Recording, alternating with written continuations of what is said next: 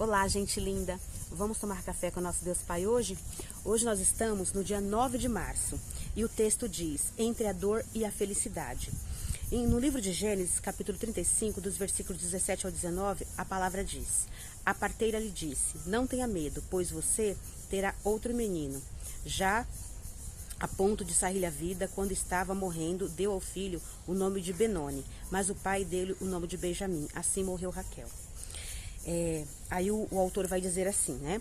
Você já passou pela experiência de tudo estar dando certo e estar no melhor momento e de repente tudo mudar?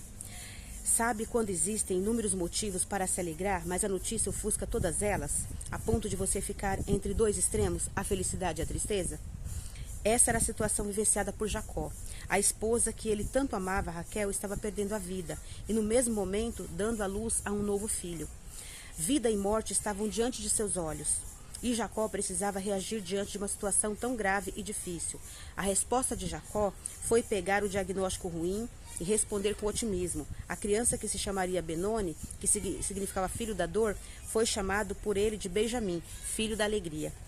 Não podemos impedir que coisas ruins aconteçam.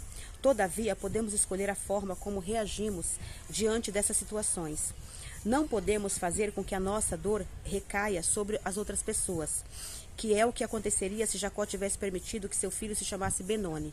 A criança, infelizmente, carregaria consigo a dor da morte da mãe, mas sentindo-se culpada pelo resto da vida.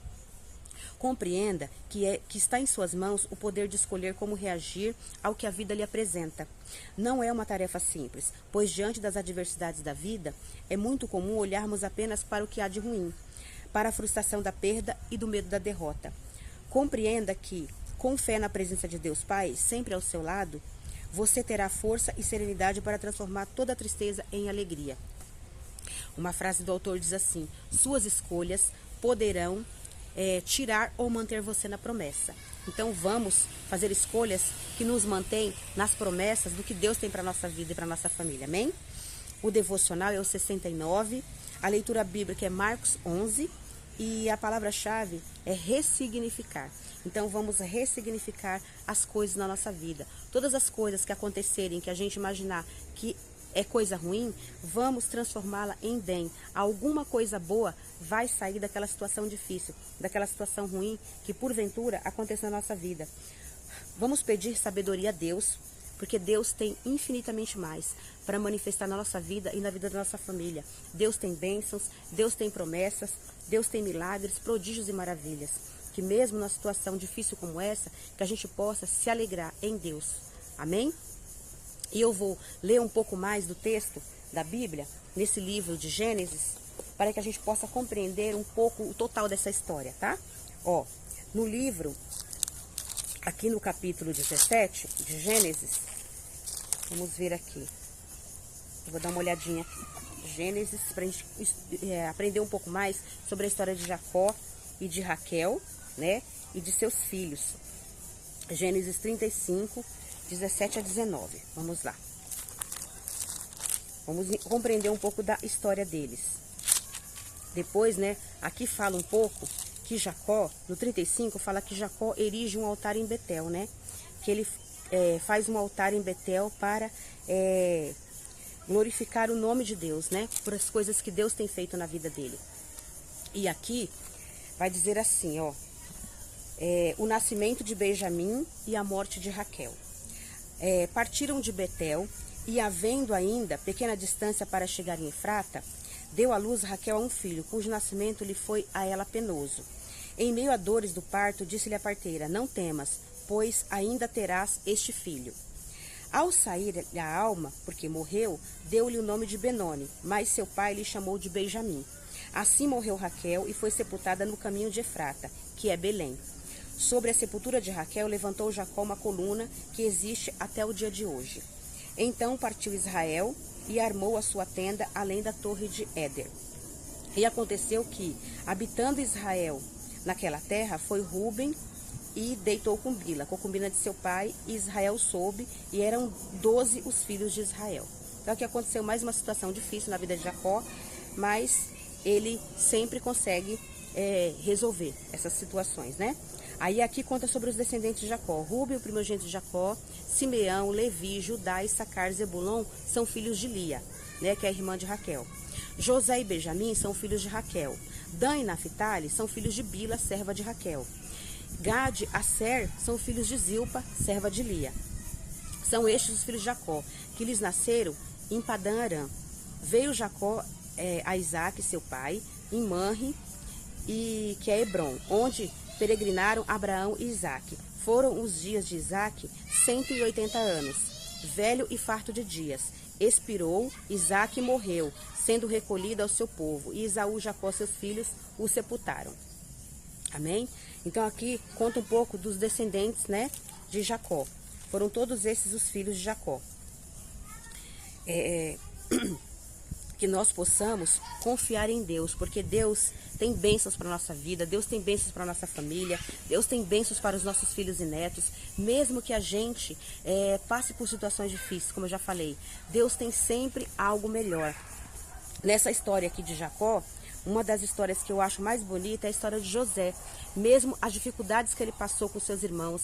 Eu creio que a maioria de vocês conhece essa história, né? Os que são cristãos, pelo menos, conhecem.